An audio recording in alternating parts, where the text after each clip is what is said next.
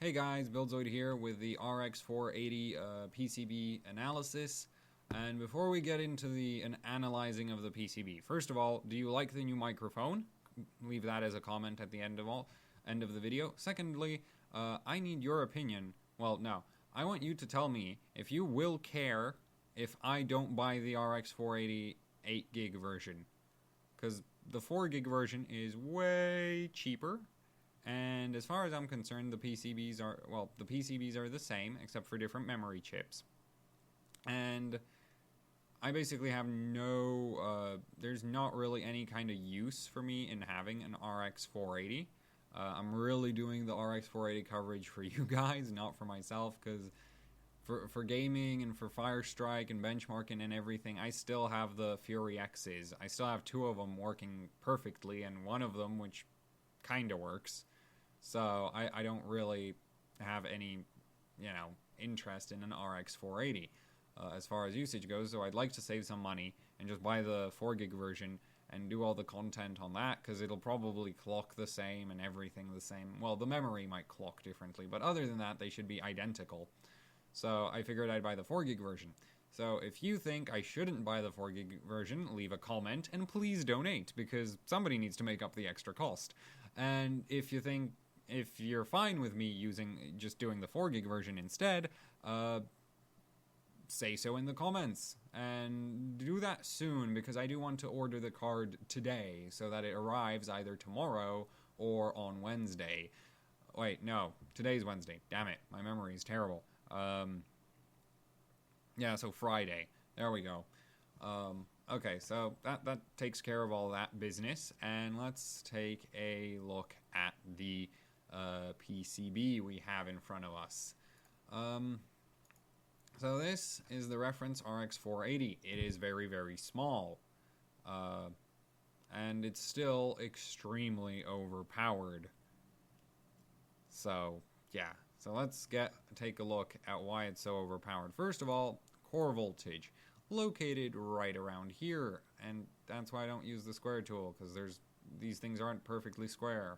So the core voltage VRM is a 6-phase, driven by this here voltage controller. I'm still not 100% sure if that also drives the auxiliary and the memory, but at this point it looks like the memory has its own voltage controller located on the back of the card, which I can't identify as of right now, and there's no sense in me explaining how to volt mod a 3567B for the umpteenth, for again and again and again and again.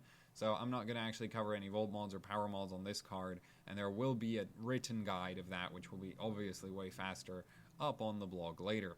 So let's just go over the, PCB quality kind of thing. So yes, this is a 6-phase. It is a true 6-phase because we have 1, 2, 3, 4, 5, 6 driver MOSFETs right there. So yeah, this is a true 6-phase. It's using all of the available phases on the 3567B.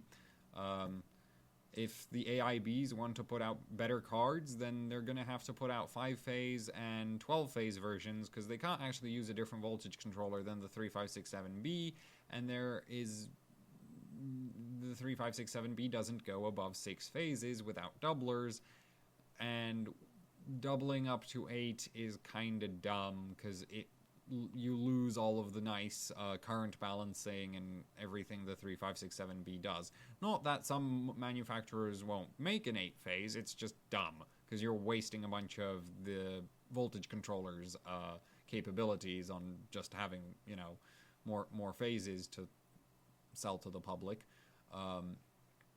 When really you can build a 6-phase that is better than an 8-phase, and you can build, you could build a 10 or a 12. 10s and 12s are fine because they're doubled up 5s and 6s, so they're almost as good as a 6, or exactly the same capabilities as a 6, except with double the current.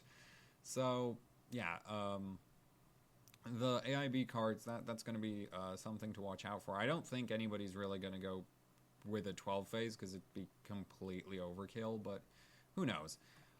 So far the RX 480 isn't shaping up to be a great overclocker, but there's rumors of a Lightning RX 480, so that's going to have a 12 if they ever make one, which I personally really doubt. So let's actually go over the current capabilities. This thing is insanely powerful. So the MOSFETs, the high side and the low side. So for the high side, which is located over here, we have MDU 1514s from Magna. Yes, Magna Semiconductor. These are rated at 66 amps continuous drain current at 25 degrees case temperature. They derate down to 54 amps at 70 degrees case temperature, and they drop down to just over 40 at 125 degrees case temperature. So these are actually better than like the 6811s you would find on a Fury X when you heat them up a lot. At 125 degrees, these are better. The Fury X is like 32 amps at 125 degrees. So this with its 54, with its 40, you know, is better. But as you scale the temperatures down, the Fury X, the 6811 actually catches up to this. So at lower temperatures, this MOSFET is the same as the 6811. So yeah, it's, you know, just sort of, you know, giving some context to the VRM. Because if I just gave you straight current ratings, it sounds like it's insane. The other thing to keep in mind with this MOSFET is it's actually really, really high on resistance compared to some of the, compared to say the 6811 that you'd find it on a Fury X. This is a 6 milliohm RDS on MOSFET versus, if I remember correctly, 4.2 on the 6811. So yeah, this thing is less efficient, but current-wise, it's similarly capable. So now let's go on to the low side. The low side is rated at 100 amps at 25 degrees case temperature. So yeah, that's kind of crazy because you have 6 phases. That's 600 amps of current throughput on the low side, and the high side can actually keep up with that because the pulsed drain current on the high side is 100 amps as well. So there's no concerns with this VRM blowing up like ever. Now these do derate as well at 25 degrees. They only not 25, at 70 degrees they only do 94 amps, and at 125 they do 66-ish. Right around there. It's a little hard to read from the graph, which actually puts it below the 6894 that you would find on a Fury X. At lower temperatures, the Fury X also wins with its 160 amp low side MOSFET rating instead of the 100 amp. So yeah, this is still extremely, extremely beastly by comparison to anything NVIDIA has put out. Admittedly, this thing is not a, you know, low power card with its 160 watt power consumption and 150 watt TDP rating. So yeah, it goes a little bit above TDP even on stock settings. But if we ignore the fact that the 6-pin, you know, obviously kind of puts some limits on how much power you can put through the card, and no, it's not limited at 150 watts. If it was, then you couldn't overclock this at all. But there's ways. I'm going to deal with the 6-pin when I get the RX 480. We're going to see if I need to deal with the 6-pin. And I actually want to do a video of explaining the PCIe power stuff pretty soon. So do keep watching the channel for that. I'll explain everything about how those connectors are limited and how they're underrated as hell in some ways. So yeah, watch out for that. So that sort of covers core voltage. Oh, and one last note about the core voltage. So you might think this current rating is completely insane at 600 amps low side on a 150 watt TDP card. It's not that insane because AMD's new power management software, new power management stuff is way more dynamic, and it drops clocks and it drops voltages and it raises clocks and it raises voltages according to needs, several thousand or million times a second. I can't remember right now which. And basically that means that the VRM will be experiencing very, very high burst current, which is why it's so insanely overrated. That's why it has 600 amps rating. I'd expect the actual peak burst currents on this VRM to be reaching into like the 300 amp range, which, you know, you'd think you'd have like a 300 watt power draw, but you wouldn't, because it's like for milliseconds at a time, which after it hits this 12 volt capacitor bank and this inductor here and this inductor there, it basically doesn't propagate into the 12 volt section at all. Like you wouldn't see much of that giant current spike on your 12 volt rail, but you would see it on the output side of the VRM. Like you'll see those massive massive just jumps in current draw, which is why the IR3567B is so important, because it's extremely good at dealing with transients. It is one of the fastest responding voltage controllers ever made, and due to its insanely well-designed power management, power sensing circuitry, and a bunch of other things, it's really, really advanced voltage controller. And yeah, so basically, that's why the VRM is so insanely overbuilt. I don't know what the peak currents would actually be, but basically, I wouldn't concern myself with this VRM blowing up under any kind of normal overvolting situation, and even on LN2, I wouldn't be too worried about it. If you ran LN2 level voltages with air cooling on it, it might overheat and burn up. But other than that, I think the VRM is completely fine as it is right now. So yeah, but I wouldn't say it's 4 times overrated, as you might, suspect from the 150 watt TDP rating and then the 600 amps of current throughput.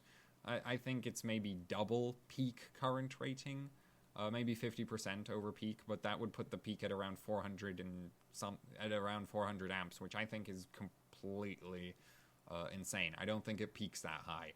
I think it peaks between 200 and 300, which would mean the VRM is about twice as powerful as it absolutely needs to be. So, still, props to AMD for building such a great V-Core VRM. And then we have this thing over here, and that's your auxiliary, probably your auxiliary voltage rail. Same MOSFETs, so 100 amp low side, a 66 amp high side. Yes, those are the 25 degree ratings. It's just, I remember those better. So yeah, and that's the auxiliary rail. I don't know, so far no review has covered if it does anything. Once I get my hands on the cards, we'll find out if it's actually useful to, play with the voltage on that rail, because as of right now, I don't think there's actually software voltage support for that rail, even though Afterburner should support it, since it's the same voltage controller as the 290X and the Fury X, but who knows. I expect Afterburner to eventually get support for that voltage right there. And other than that, I mean, there's always the soldering pen and the digital multimeter. So worst case scenario, I just hard mod the damn thing.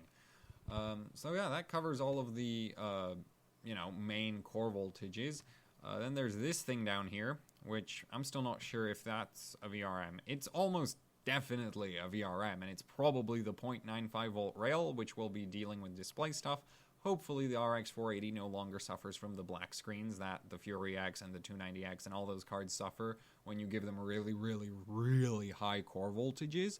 But if it does, and this is the 0.95 volt rail, then I'll have volt mods for it, because, that's sort of what I focus on doing.